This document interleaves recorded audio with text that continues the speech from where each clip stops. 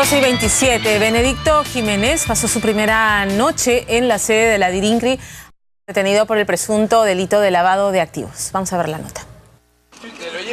Calificó su detención como una verdadera patraña. Todo es una patraña, nada más producto de la presión mediática de la prensa, nada más. Esto fue lo que dijo Benedicto Jiménez a su salida de la sede de Medicina Legal, a donde fue trasladado esta madrugada. Se ha cometido un crimen contra la libertad de expresión y un acto inconstitucional. Luego fue llevado nuevamente a la Dirincri de la Avenida España, donde permanece hasta el momento. Sin embargo, antes de volver, también fue interrogado sobre su patrocinado, Rodolfo Orellana, pero él guardó completo hermetismo. ¿Y el señor Orellana? ¿Usted es inocente? ¿El señor Orellana tiene responsabilidad en su cargo? Mientras esto pasaba aquí, en la cuadra 8 de la avenida Guardia Civil de San Borja, en las instalaciones de la revista Juez Justo, un grupo de fiscales incautaba material que creía necesaria para la investigación que se le sigue a Jiménez y Orellana.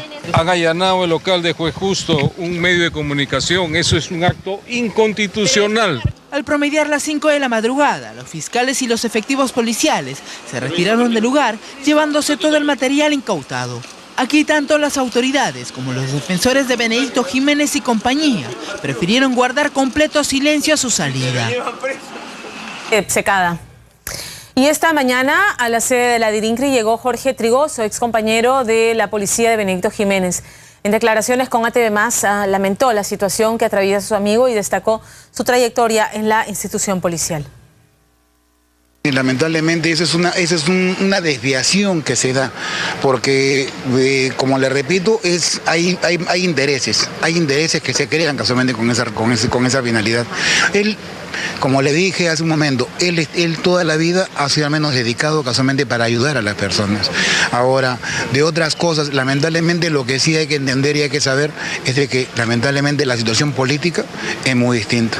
Usted sabe de que él entró casualmente en las campañas políticas, entró en lo que fue el INPE, entró en la candidatura a la alcaldía, pero fue una cuestión que en realidad, o sea, no era su campo, no era su terreno y era inexperto en ese sentido. Usted me comentaba que estaba preocupado por su estado de salud.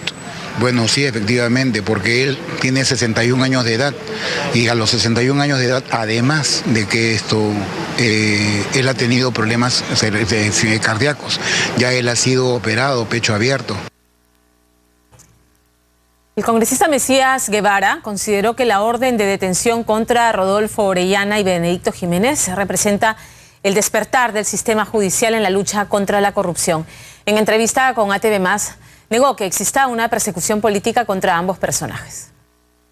Bueno, yo lo encuentro bastante positivo. Pienso que es el despertar de un sistema que ha estado dormido, de un sistema como es la lucha contra la corrupción y evitar que se dé la impunidad, fundamentalmente el Ministerio Público, el Poder Judicial, la propia ODMA, el propio Consejo Nacional de Magistratura, a quienes públicamente les invocamos que de una vez ya dejemos la provisionalidad. Los jueces y fiscales tienen que ser titulares, no provisionales, que el tema del señor Rodolfo Orellana y el señor Benedicto Jiménez no es ninguna persecución política, más bien al contrario, ellos han ejercido persecución política como por ejemplo contra mi colega y correligionario congresista Víctor Andrés García Belaúnde y contra la procuradora Julia Príncipe, que permanentemente les están dando de titulares de manera muy irregular y sobre todo malintencionada. Nos vamos en vivo ahora al Congreso de la República. Igor Malca tiene una mañana ajetreada recogiendo reacciones. Igor, así es, Pamela. Pensábamos que el tema de Orellana iba a ser el tema del día, pero no. La preocupación aquí se ha centrado en el caso de Daniel Urresti. Muchas voces se han expresado al respecto. Hemos estado con ello a lo largo de la mañana, pero también hemos podido hablar con el vocero del fujimorismo, con Héctor Becerril. Bastante cauto se ha mostrado el principal, el vocero de la principal fuerza opositora. Vamos a escuchar exactamente qué es lo que dijo hace unos momentos. Bueno, con bastante preocupación obviamente, pero también entendiendo de que se tiene que investigar. Yo creo que lo mejor que él podría hacer en estos momentos es salir a los medios y explicar de qué se trata esta denuncia, en qué estado está. Creo que amerita en forma inmediata salir a explicar al país qué es lo que está pasando con esa denuncia. Y también el Poder Judicial, ¿por qué tantos años y finalmente hasta ahora no hay una sentencia en ese tema? Nosotros creemos de que esto hay que tomarlo con pinzas. ¿Por qué ahora es la pregunta también, ¿no? Cuando él ya asumió el Ministerio del Interior. Sí, por eso digo, hay que tomarlo con pinzas, porque una denuncia después de tantos años que recién salga a la luz, y bueno, creo que amerita explicación, pero tampoco ameritaría, desde mi punto de vista, como muchos están pensando, que él debería renunciar al cargo. Necesitamos una explicación y a partir de ahí tomaremos algunas decisiones. ¿Quizás debería venir al Congreso también? En realidad sí debería haber una explicación. Estamos en receso parlamentario, habría que conversar con el presidente del Congreso, con Freddy Otárola, para ver de qué manera él puede por lo menos venir a la comisión permanente y explicarnos qué está pasando con esto. Así es. En otros asuntos, congresista, del tema de Orellana y de Benedicto Jiménez, ¿cómo lo tomó? Yo estoy como miembro de la comisión, no podría adelantar opinión, pero creo que si es que está ya detenido Benedicto Jiménez y se ha pedido una detención sobre Orellana, debe ser seguramente porque ya hay algunos indicios claros de sus responsabilidades. ¿Cuándo se va a instalar finalmente la comisión? Sí, nosotros nos estamos instalando el día viernes a las 10 de la mañana. Ahí van a elegir al presidente. Sí, se elige al presidente, al vicepresidente, al secretario, y esperamos hacer un buen trabajo y contar con el apoyo, pues, por ejemplo, de Julia Príncipe Trujillo, que ya tiene muy avanzado estas investigaciones. Ojalá que ella podría colaborar con nosotros para que el trabajo sea mucho más fácil. Congresista, ¿y Víctor Andrés García Belaúnde debería presidirla? No, yo creo que ni él ni Gamarra, por ser cerca del gobierno, deberían presidirlo. En el caso de Víctor Andrés García Belaúnde, él tiene temas judiciales con Orellana, por lo tanto él no podría ser juez y parte. Creo que aparte todos los demás miembros tienen todos los pergaminos para ser presidente, menos ellos dos. Ahora, ha caído, bueno, Álvarez, Orellana está siendo buscado, Jiménez, pero la gran pregunta es ¿dónde está Martín Belaúnde Locio? Sí, pues eso también es una pregunta para ahora el ministro Urresti, ¿no? Así como hace tantos operativos que nos parece muy bien, el operativo principal tiene que ser tratar de capturar a Belaúnde Locio. O me pregunto, ¿el gobierno no tiene interés en capturarlo? ¿O hay algunos intereses a nivel de gobierno para no capturarlo? Eso tiene que deslindar el ministro. Muchas gracias. Bueno, Pamela, llama la atención, ¿verdad?, lo cauto que se ha mostrado Héctor Becerril respecto a Daniel Urresti. Estoy seguro que si se tratara de Pedro Cateriano, por ejemplo, otro sería el mensaje y también la voz de Héctor Becerril. Pero también conseguimos hablar con Sergio Tejada. También se ha mostrado preocupado por lo que está sucediendo con el ministro del Interior. Vamos a escucharlo. Bueno, se trata de algo que habría sucedido en el año 88. Han pasado muchísimos años. Llama la atención que recién el año anterior se abra esta investigación, pero en todo caso confiamos en que no se hayan producido los hechos como están denunciando y que él pueda aclararlo. Debería venir al Congreso también, porque muchos piden que salga lo primero a los medios a explicar este tema y después al Congreso. Bueno, pero si el Poder Judicial lo está requiriendo, es ahí donde tiene que dar las explicaciones primero, ¿no? ¿Ustedes no conocían ese caso? No, para nada, en lo absoluto. No, nos hemos enterado recién por la prensa. ¿Esto lo inhibe de permanecer en la cartera del Interior por ese cuestionamiento? No, porque no tiene una sentencia. Como te decía, es un caso del año 88. No sabemos por qué recién ahora sale nuevamente a luz esta investigación. Y veremos que él pueda aclarar todos estos hechos en la instancia correspondiente. Pero en todo caso, ¿usted cree que él no le ha dicho al presidente que el presidente no estaba informado de esto? Pues es bien raro que no le haya dicho. No sé si lo haya informado o no, pero es una denuncia que se reabre hace muy poco, aparentemente, ¿no? Ahora, hay sectores vinculados a los derechos humanos que están muy preocupados por el tema de que Urresti asumiera la cartera. Sale esta denuncia, ¿tendría algo que ver con esto? La preocupación como personaje. Posiblemente. Siempre que se asumen esos cargos, se empieza a buscar los últimos 30, 40 años de la vida de las personas, ¿no? Entonces, si efectivamente tiene algo que responder ante la justicia, seguramente lo va a hacer, ¿no? Confiamos en eso. Gracias.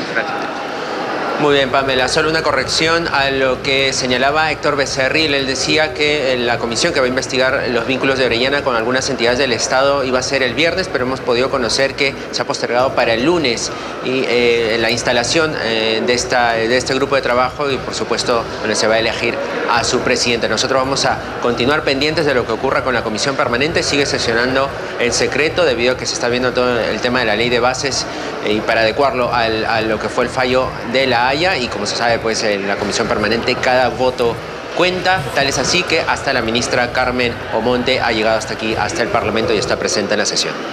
Muy bien, Igor, muchísimas gracias por la información. Comparto también la opinión de que es sorprendente la actitud bien morigerada del congresista Becerril, que normalmente es altisonante y polémico en sus declaraciones respecto al caso del ministro Urresti.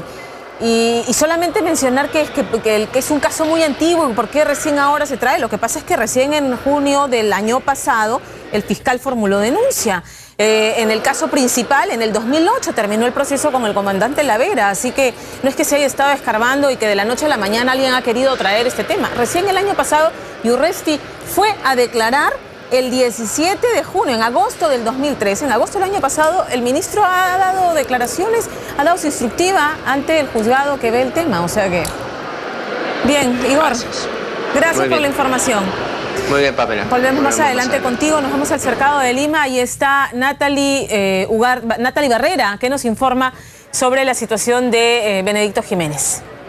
Natalie. Pamela, ¿cómo estás? Muy buenas tardes. Ya exactamente hace 20 minutos que Benedicto Jiménez ha llegado aquí a la Sala Penal Nacional ubicada en la Avenida Uruguay, pero nosotros estamos por la puerta del Giro de la Unión. Es por aquí que el ex coronel en retiro ha ingresado. Como te repito, ya van 20 minutos que él se encuentra dentro de la sala donde se le está explicando al detalle el porqué de su detención. Además, se le está leyendo sus generales de ley. Te cuento que al momento que él salió de la Dirincri, donde está desde el día de ayer a las 6 de la tarde que fue detenido, él salió con el rostro desencajado pero tranquilo. Aquí lo hemos visto que ha llegado hasta esta Sala Penal Nacional y le hemos visto que está sin esposas. Entonces ya va poco más de 20 minutos que se encuentra al interior de la Sala Penal Nacional, donde se le viene explicando el porqué de su detención. Pamela.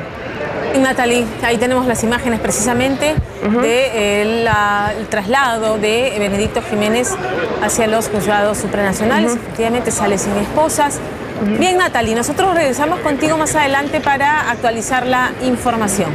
Gracias. 12:40. Vamos a hablar ahora del tema del caso Orellana, ¿no es cierto? El caso que hasta hace unas horas acaparaba toda la atención, ha surgido ahora el tema Urresti, pero bueno.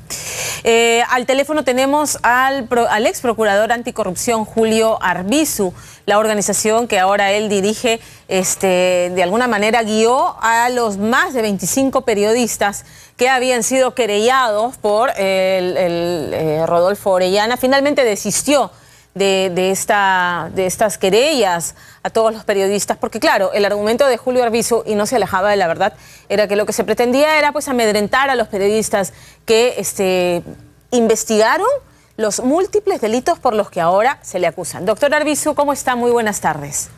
Buenas tardes, Pamela, ¿qué tal? Si me mejoran el audio para poder escuchar al doctor, si no, no lo voy a poder escuchar, Cecilia.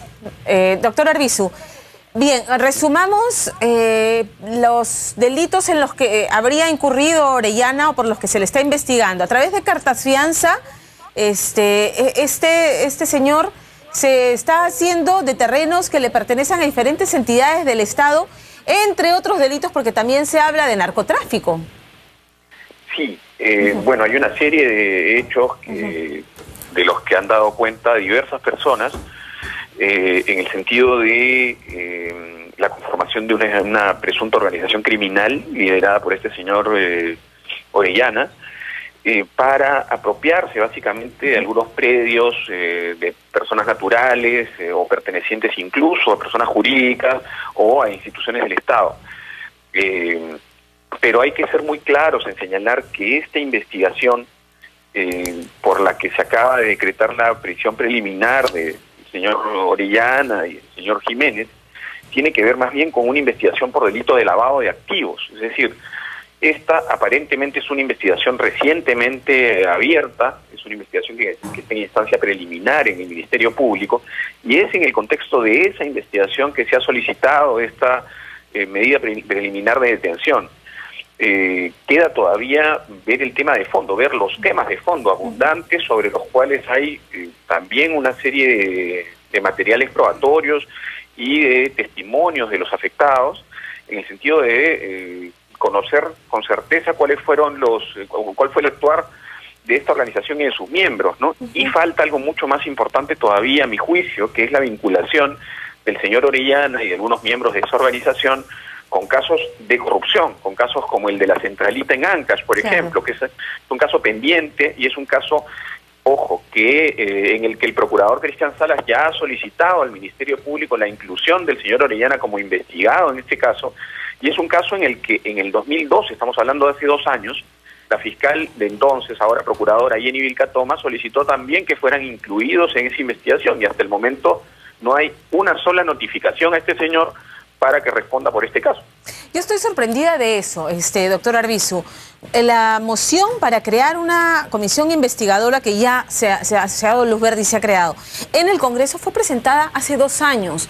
O sea, nada de esto es nuevo. Todo esto se conocía en las instancias, digamos, del poder público y a nivel periodístico también. ¿Por qué se ha esperado tanto? O sea, ¿a quién le podemos reclamar esta negligencia para tomar cartas en el asunto? Bueno, varias cosas también. Sí, efectivamente, hace 2 años, y yo lo recuerdo perfectamente porque en el Ministerio de Justicia, quien era entonces ministro, me estoy refiriendo al doctor Juan Jiménez, recibió la información de esta organización que aparentemente pues se dedicaba exclusivamente a despojar de sus propiedades a las personas, y él de inmediato formó una comisión dentro de del Ministerio de Justicia. Vino un profesor de Alemania que estaba, digamos, ocasionalmente en el país, y se empezó a diseñar lo que hoy es ya la ley de crimen organizado. Pero en ese entonces, el mismo ministro Jiménez fue al Congreso a solicitar la conformación de una comisión investigadora para que en ese momento se empezara a investigar este caso. Y fíjate, han pasado 2 años y recién ahora, cuando las cosas han saltado, ¿no es cierto?, cuando lamentablemente este caso tiene relación aparentemente con el caso de la corrupción en el gobierno regional de Ancash y con las muertes, empiezan algunos operadores de justicia a tomar interés, ¿no?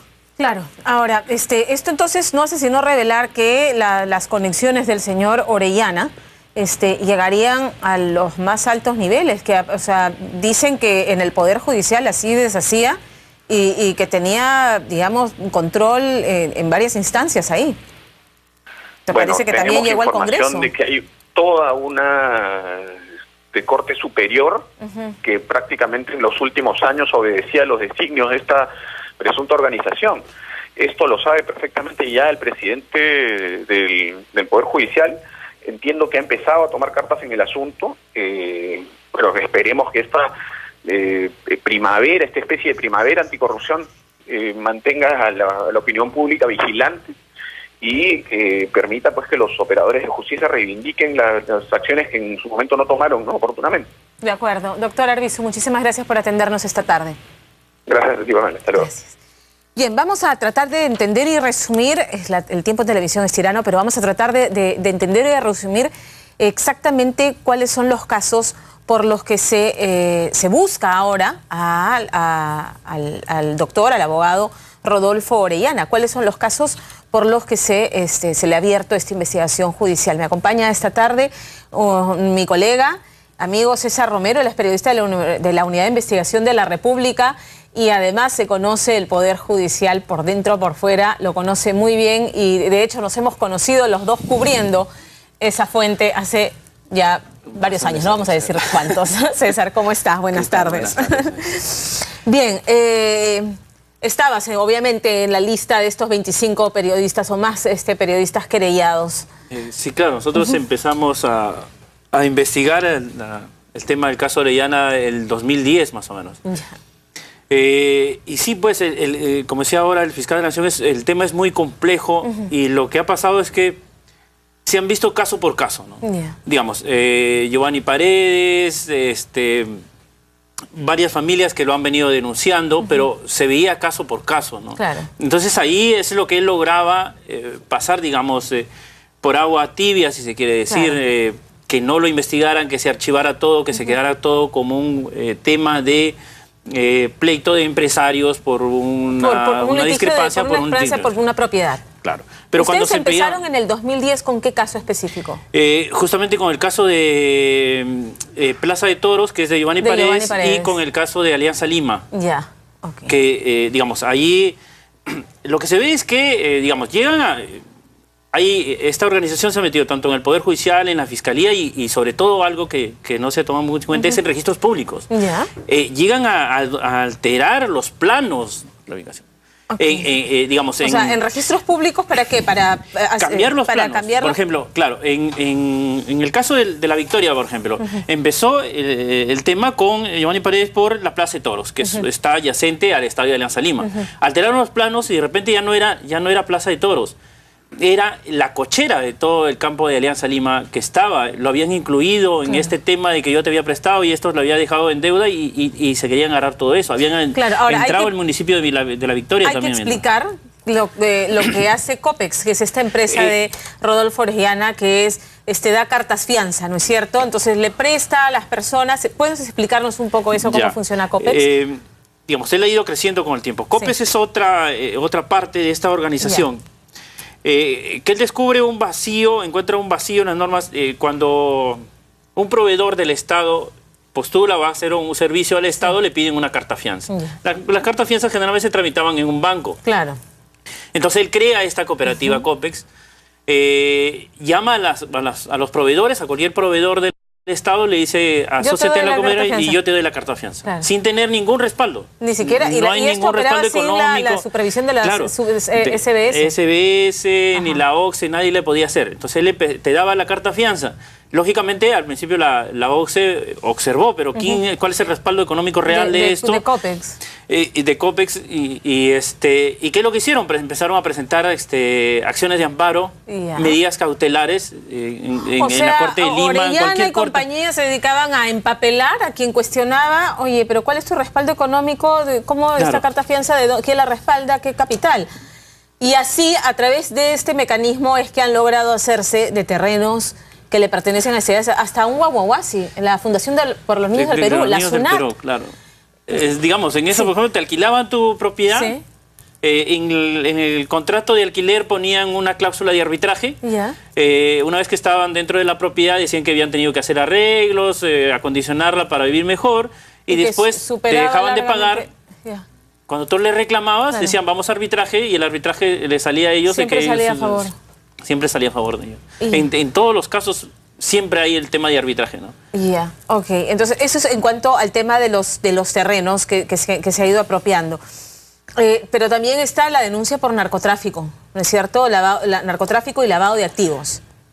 Es que, como te digo, si tú miras el conjunto, entonces te vas a dar cuenta. En todos estos temas de terrenos, por ejemplo, de transferencias de una propiedad a otra, se mueven miles de... Miles, parece, si pones a contar todo es un montón de millones de dinero y todo es en efectivo, Y de hecho toda esta estructura requiere mucho dinero. ¿De dónde sale? Ese dinero no lo ha aclarado él de dónde sale. Además, me imagino que dinero negro, porque esto no se declara, ninguna transacción se declara a la SUNAT como todos tenemos que hacer. O sea, y todo lo que se hace en efectivo es porque no quieres que pase por el sistema bancario y que quede registro. Claro, entonces, digamos, lo que tienes que ver es que el narcotráfico genera bastante dinero y el problema para ellos es cómo justificarlo. Ellos tenían, entiendo, el dinero y lo que justificaban era, si alguien les pedía justificar una cantidad de dinero, decían la compra de este terreno, la otra compra de este terreno, la venta de este terreno, que en algunos casos era ficticio, pero que a la vez te permite, si lo ves por separado, justificar grandes cantidades de dinero. Y ahora, ¿cuál es la presunción de la Fiscalía? ¿Cuál es el nexo con el narcotráfico? Porque hablan incluso hasta del cártel de Tijuana. Y entiendo que su actual pareja